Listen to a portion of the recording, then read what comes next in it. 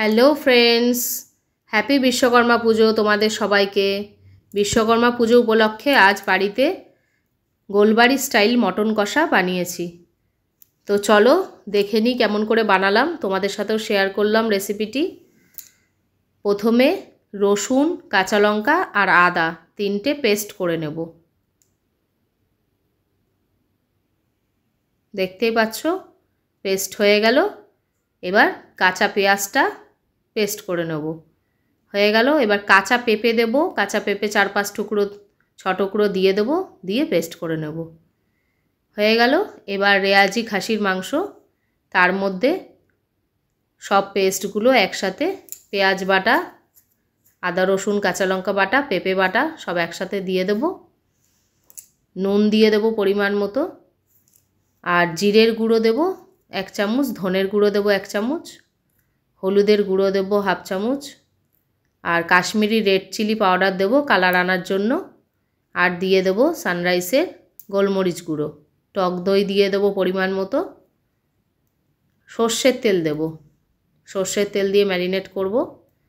ওভারনাইটও অনেকে ম্যারিনেট করে রাখতে পারো, আমি হাতে টাইম ছিল না, 1 ঘন্টা ম্যারিনেট করে রেখেছি।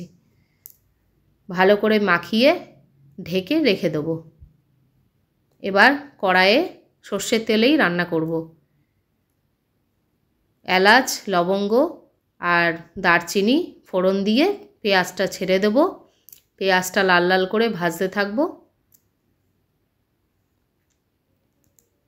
পেঁয়াজটার মধ্যে একটু নুন দিয়ে দেব আর চিনি দিয়ে দেব, তাতে পেঁয়াজে সুন্দর কালার এসে যাবে, যাতে মাংসটাতেও কালার আসবে। পেঁয়াজটা লাল হয়ে গেছে। এবার ওই ম্যারিনেট করা মাংসটা ঢেলে দেব, দিয়ে অনেকক্ষণ ধরে কষতে থাকবো। গ্যাস সিম করে দেব, আস্তে আস্তে অনেকক্ষণ ধরে কষতে থাকবো। এই মাংসটা প্রেসারে দেব না, এটা কড়াইয়েই সেদ্ধ হবে। এটাতে যেহেতু টক দই আর পেঁপে দেওয়া আছে, তাই জন্য মাংসটা অনেকক্ষণ ধরে কষাতে কষাতেই সেদ্ধ হয়ে যাবে।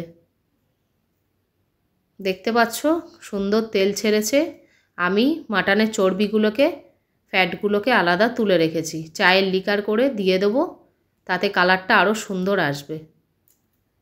দেখছো খুব সুন্দর কালার চলে এসছে। আমাদের গোলবাড়ি স্টাইল মটন কষা রেডি অ্যান্ড সার্ভ। ভালো লাগলে লাইক, কমেন্ট, শেয়ার করে পাশে থেকো ফ্রেন্ডস। ভালো থেকো। Bye bye.